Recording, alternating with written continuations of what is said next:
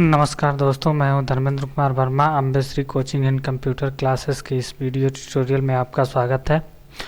आज हम आपके लिए लेके आए हैं इस वीडियो के माध्यम से आपको जो है जनवरी 2021 में ओ लेवल के जिन विद्यार्थियों को एग्ज़ाम देना है, जिनका भी बैक लगा है M3R4 में, तो इस गेस्ट पेपर को एनालाइज करें ध्यान से और जो भी टॉपिक मैं बता रहा हूँ उसको बिंदुवार आप टच करें। और यहाँ पे मैंने मोस्ट इम्पॉर्टेंट रिपीटेड क्वेश्चन की एक कैटेगरी तैयार किया है इस गेस्ट पेपर में, जो आपके लिए अधिक हेल्पफुल होगी।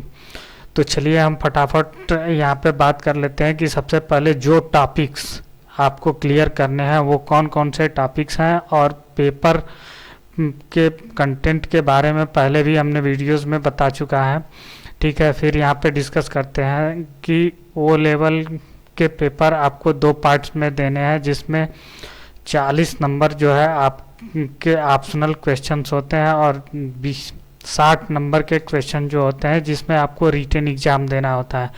तो इन 40 नंबर के क्वेश्चंस में आपको 10 multiple objective, 10 true false, 10 fill in the blanks और 10 क्वेश्चंस आपको क्रॉस ऑब्जेक्टिव, यानी क्वेश्चन 1 से 4 तक जो है ये आपको 10-10 क्वेश्चन मिलेंगे, जिनके लिए आपको इन टॉपिक को रिवाइज करना है। तो चलिए हम यहाँ पे बात कर लेते हैं सबसे पहले कि आपको किन बिंदुओं पे क्रमबद्ध तरीके से आपको जो है ध्यान देना है। तो यहाँ पे बेसिक कॉन्सेप्ट इन सी, सबसे पहले like operator in C, data type, looping, if, else, for while और डू विल। तो यहाँ पे देखिए आप सी में ऑपरेटर कौन कौन से होते हैं, डेटा टाइप क्या होता है, लूपिंग में आपको इफ, इल्स, डू विल और विल, ये सारे टॉपिक्स आपको जो है ध्यान पूर्वक पढ़ने होंगे। तो यहाँ से जो है आपको मैक्सिमम 4 से 5 नंबर के क्वेश्चंस इन टॉपिक से जो है आपके कंफर्म हो जाएंगे।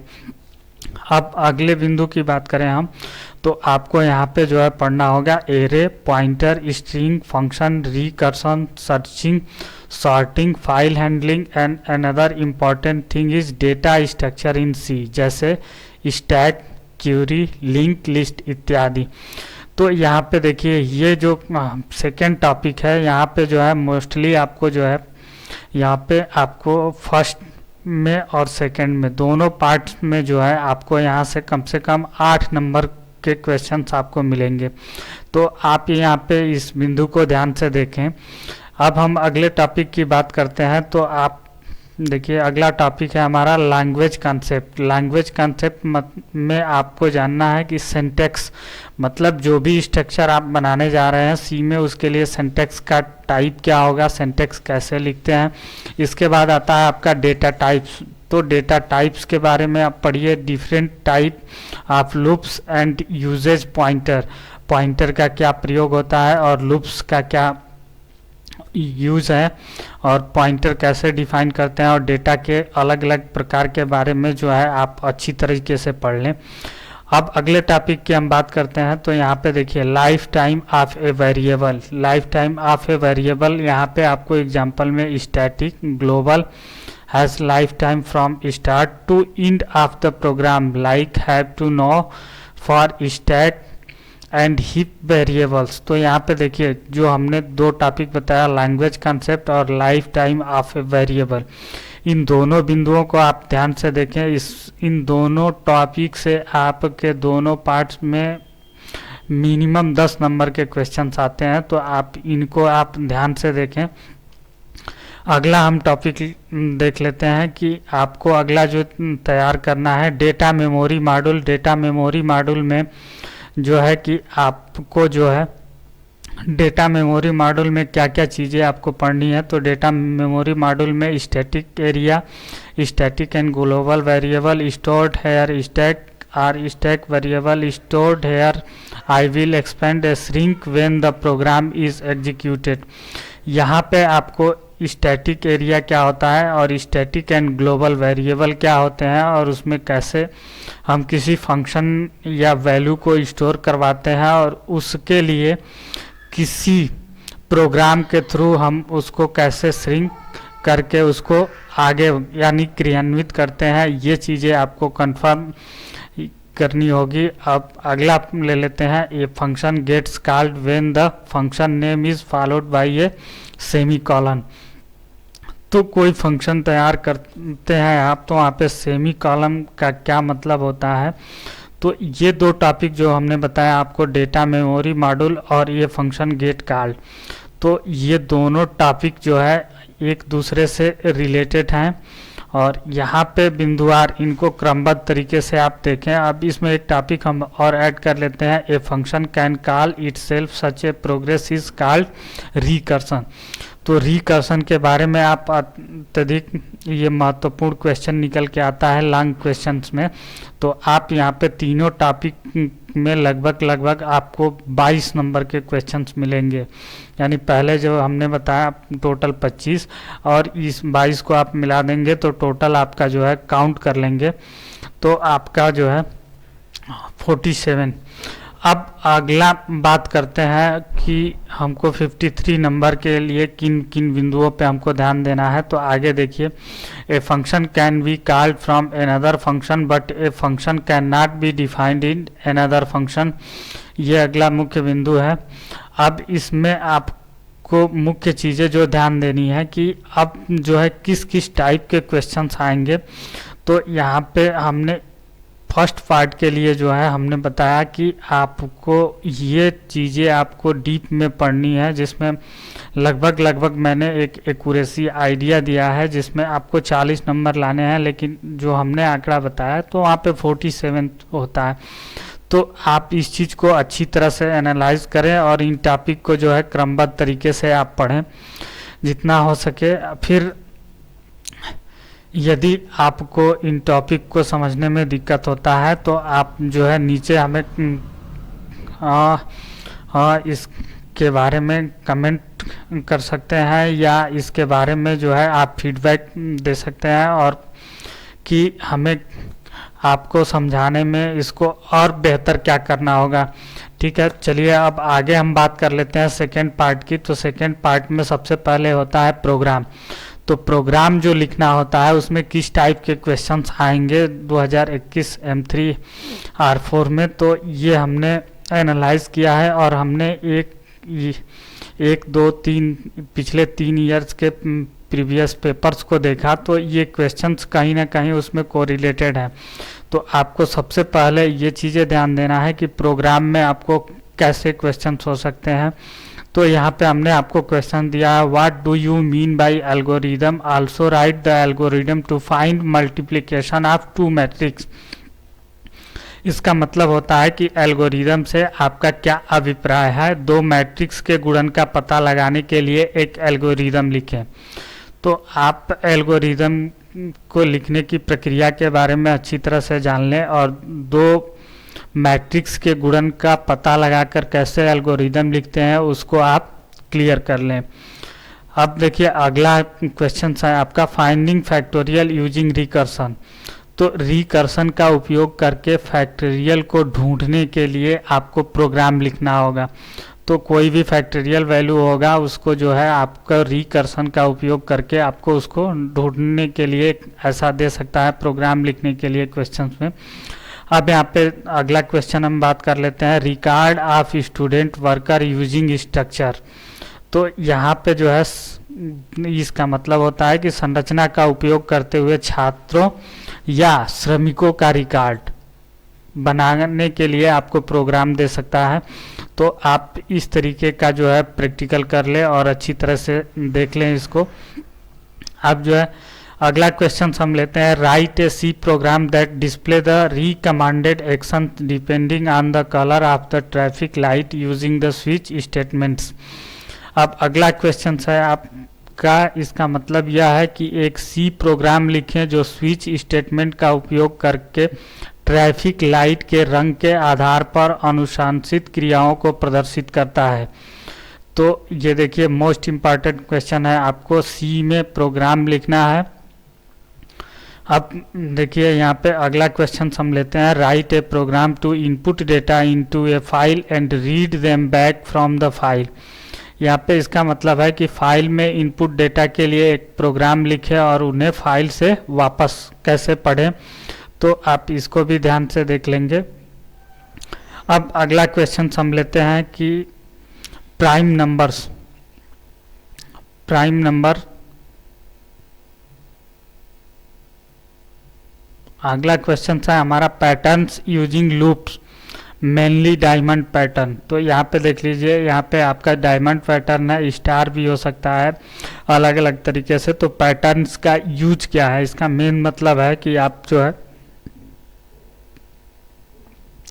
कि लूप का उपयोग कर पैटर्न, यानी मुख्य रूप से डायमंड पैटर्न के लिए आपको लूप का उपयोग करके एक पैटर्न के लिए आपको यहाँ पे कमांड लिखना, प्रोग्राम लिखना होगा।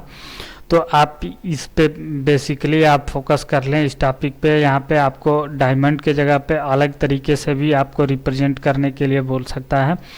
तो आप यहाँ पे जो है पैटर्न को ध्यान से देख लें। अगला क्वेश्चन है write a C program to copy text of one file to another file.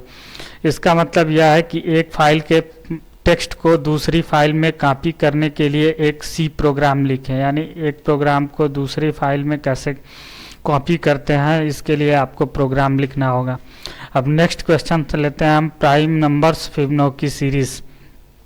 तो यहाँ पे देखिए प्राइम नंबर क्या होता है और फिबोनाची सीरीज क्या होती है।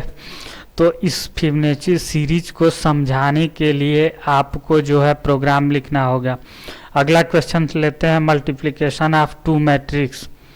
इसका मतलब है कि आपको दो मैट्रिक्स का गुणन कैसे करता है, ठीक है। तो आप इस टॉपिक को ध्यान से देख लें। इस क्वेश्चन को number of character in string, number of character in string का मतलब कि एक कैरेक्टर में वर्णों, आपको जो है कि यहाँ पे कोई स्ट्रिंग है उसमें वर्णों की संख्या कैसे हम पता करते हैं, वो चीज़ आपको number of character in string, उसके लिए आपको प्रोग्राम लिखना होगा। अगला क्वेश्चन देख लेते हैं write a C program to swap two variable without using third variable. तो यहाँ पे इसका मतलब यह है कि तीसरे वेरिएबल का उपयोग किए बिना दो वेरिएबल स्वैप करने के लिए एक सी प्रोग्राम लिखें। तो बिना तीसरे वेरिएबल का प्रयोग किए हुए एक सी प्रोग्राम लिखें। अगला क्वेश्चन हम ले लेते हैं use of size of operator. मतलब इसका मतलब यह है कि ऑपरेटर के आकार का उपयोग क्या है, उसके लिए आप प्रोग्राम लिखें। अब यहाँ पे अगला क्वेश्चन ले लेते हैं write a program to reverse an array of numbers. तो यहाँ पे संख्याओं की एक सारणी को उलटने के लिए एक कार्यक्रम लिखें। यानी उलटने का मतलब है कि रिवर्स, मतलब उसको विपरीत, कोई आपने जैसे प्रोग्राम बनाया, अब उसमें कोई संख्या आपने लिया और उसमें रिवर्स नंबर को कैसे कराते हैं, आप उसके लिए प्रोग्राम लिखें। अगला क्वेश्चन हम लेते हैं explain array example with program. आपको जो है एरे के बारे में विस्तृत जानकारी देनी है, यानी एरे की उदाहरण की, इसका मतलब यह है कि एरे के उदाहरण की व्याख्या करें और मतलब विस्तृत रूप से व्याख्या करें। तो उसके लिए आपको प्रोग्राम लिखने की ज़रूरत होगी। अगला क्वेश्चन हम ले लेते हैं what is call by value and call by reference. Write a program to swap two numbers using call by value. इसका मतलब यह है कि मूल्य जो भी, देखिए यहाँ पे वैल्यू से काल और संदर्भ द्वारा काल क्या है, यानी जैसे मान लीजिए कि रेफरेंस, कोई वैल्यू है आपका और उसके रेफरेंस द्वारा काल क्या है, और उस वैल्यू के काल का उपयोग करके दो नंबर स्वैप करने के लिए एक प्रोग्राम लिखें। तो यहाँ पे देखिए ये मुख्य इम्पॉर्टेंट क्वेश्चन रहे हैं प्रीवियस ईयर्स में। तो आप इनको जो है अच्छी तरीके से पढ़ें, एनालाइज करें और इनकी तैयारी करें। अगला टॉपिक हम लेते हैं, अगले टॉपिक की बात करें तो हम अगले टॉपिक में बताने वाले हैं आपको डिफरेंस बिटवीन में आपको किस किस टाइप के क्वेश्चंस देखने को मिल सकते हैं। तो डिफरेंस बिटवीन में जो है आपको यहाँ पे डिफरेंस बिटवीन में जो है आपको क्वेश्चंस के टाइप जो मिलेंगे, तो आप इनको अच्छी तरीके से ध्यान में रखें। जिसमें आपके 10 से 15 नंबर कंफर्म होने वाले हैं। 10 क्वेश्चंस हैं इसमें। 10 क्वेश्चंस में आपको right notes on difference between में सबसे पहले हम बात कर लेते हैं विल लूप और डू विल लूप। यहाँ पे दोनों में आपको अंतर बताना है कि विल लूप और डू विल लूप में क्या अंतर है। अगला टॉपिक इसमें अगला क्वेश्चन हम लेते हैं dangling pointer and wild pointers, यानी डैंगलिंग पॉइंटर और विल्ड पॉइंटर में क्या अंतर है। अगला क्वेश्चन है आपका array structure and link list, array structure and link list. तो यहाँ पे दे सकता है एरे और स्ट्रक्चर में क्या अंतर है, या स्ट्रक्चर और लिंक लिस्ट में क्या अंतर है, या आपका एरे और लिंक लिस्ट में क्या अंतर है, ये चीज़ें दे सकता है। तो आप इस चीज़ को देख लें। अब अगला क्वेश्चन हम बात करते हैं वेरिएबल में आपको किस तरीके के क्वेश्चंस डिफरेंट टाइप में पूछता है। तो यहाँ पे आपको डिफाइन करना होगा लोकल एंड ग्लोबल वेरिएबल दे सकता है। लोकल एंड ग्लोबल वेरिएबल में डिफरेंस बताइए, या लोकल एंड स्टैटिक वेरिएबल में डिफरेंस बताइए, या global variable and static variable में अंतर बताइए। नेक्स्ट क्वेश्चन हम लेते हैं यहाँ पे different between break and continue. तो आपको ब्रेक और कंटिन्यू, ब्रेक क्या है और कंटिन्यू क्या है, इन दोनों को अच्छी तरीके से पढ़ लें। और इन दोनों में जब इस टॉपिक को अच्छी तरह से आप क्लियर कर लेंगे तो यहाँ पे दोनों में अंतर आप आसानी से स्पष्ट कर सकते हैं। नेक्स्ट क्वेश्चन लेते हैं हम स्ट्रक्चर एंड यूनियन। तो यहाँ पे ये चीज़ आपको जानना है कि स्ट्रक्चर क्या है और यूनियन क्या है। तो यहाँ पे स्ट्रक्चर और यूनियन में आप डिफरेंस डिफाइन कर सकते हैं। नेक्स्ट क्वेश्चन है आपका text mode and binary mode file. यहाँ पे आपको जानना है कि टेक्स्ट मोड फाइल्स क्या होती है और बाइनरी मोड फाइल क्या होती है। तो आप दोनों का अंतर अच्छी तरीके से आप डिफाइन कर सकते हैं। अगला क्वेश्चन है लिंकर एंड लोडर्स।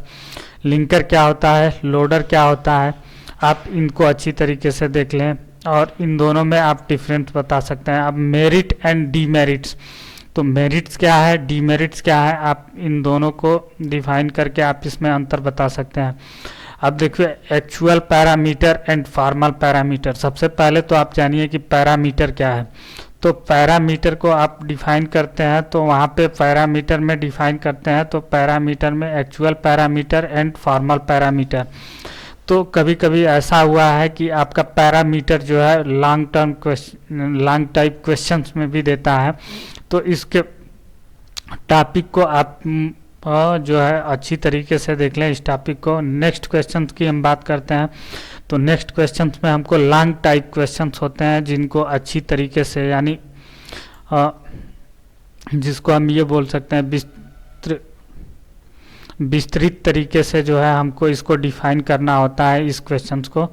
तो यहाँ पे देखिए, यहाँ पे जो चीज़ें मैं आपको बताने जा रहा हूँ आप इसको ध्यान से देखेंगे और यहाँ पे जो चीज़ें हैं आप इस चीज़ को ध्यान से देखें और फिर इसको जो है, अब देखिए यहाँ पे क्वेश्चंस की हम बात करते हैं। तो लॉन्ग टाइप क्वेश्चन में किस टाइप के क्वेश्चंस पूछे जा सकते हैं। तो यहाँ पे सबसे पहले हमने लिया है व्हाट इज़ फ्लो चार्ट, यानी अब इसमें आगे बढ़ते हैं list the symbol that are use to draw a flow chart.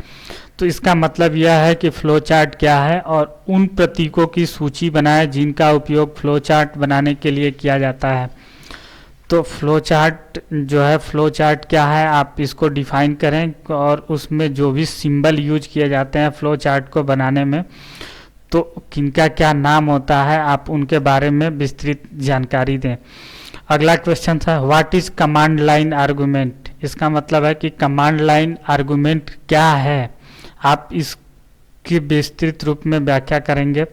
अब अगला क्वेश्चन लेते हैं कंटेंट ऑन सी। सी में कंटेंट क्या होता है और उसके कौन कौन से प्रकार होते हैं और सी कंटेंट का काम क्या होता है, आप इस चीज़ को इसमें लिखेंगे। अगला क्वेश्चन है write down 3 different method used for refreshing multiple value from a function. मतलब इसका मतलब यह है कि एक फंक्शन से कई वैल्यू को संदर्भित करने के लिए उपयोग की जाने वाली 3 अलग अलग विधियां लिखें।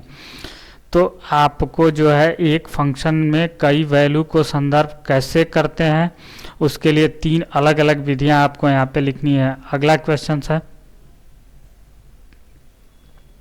इसमें देखिए अगले क्वेश्चन में हमने दिया है merits and demerits of array, ये फंक्शन लिंक लिस्ट। तो यहाँ पे आप इस टॉपिक को देख लें कि यहाँ पे मेरिट क्या है, मेरिट और डीमेरिट दे सकता है आपका, मेरिट और डीमेरिट क्या है या कैसे फंक्शन करता है, या इसके बाद आपको इसी टॉपिक में मिल जाएगा एरे क्या है, एरे को विस्तृत रूप से एक्सप्लेन दे देगा कि विस्तृत रूप से आप इसकी परिभाषा लिखें। तो आपको ये चीज़ें देखना है। फंक्शन यहाँ पे आपको इस टॉपिक में दे सकता है कि फंक्शन क्या है और फंक्शन में कौन कौन से कंटेंट शामिल होते हैं।